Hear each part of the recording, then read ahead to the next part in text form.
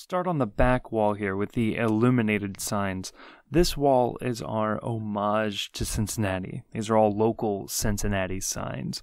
Wagon Wheel, Budna, and Haybigs were all West Side establishments back in their day. Suter's Art Store is still up and running on Vine Street in Over the Rhine.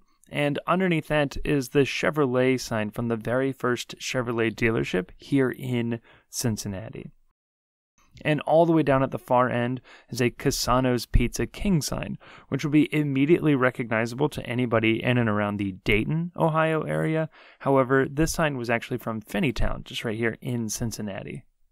Next to that is the giant Pops sign. This is from the Cincinnati Pops Orchestra, a very prestigious musical organization here in town, and this sign accompanied them with all of their performances for nearly 50 years before they retired it back in 2013. They replaced it with a nearly identical sign, only the new one is covered in LEDs.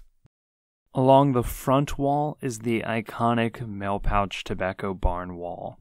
And this is the actual side of a barn that had the actual advertisement actually painted onto it.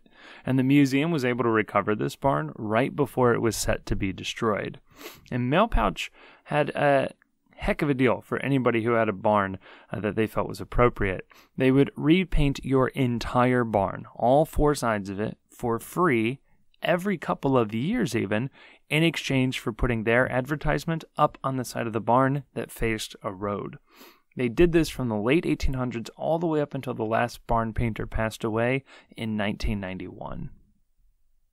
And then finally we have the See Beautiful Rock City barn wall.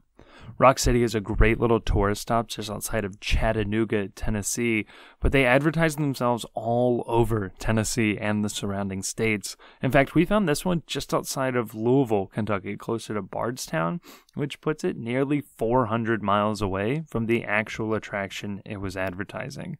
And this was actually a fairly common trope in the 1950s and 1960s, advertising incredibly far distances. Other people may be more familiar with Wall's Drugs or See Ruby Falls, or to a lesser extent, Mammoth Caves.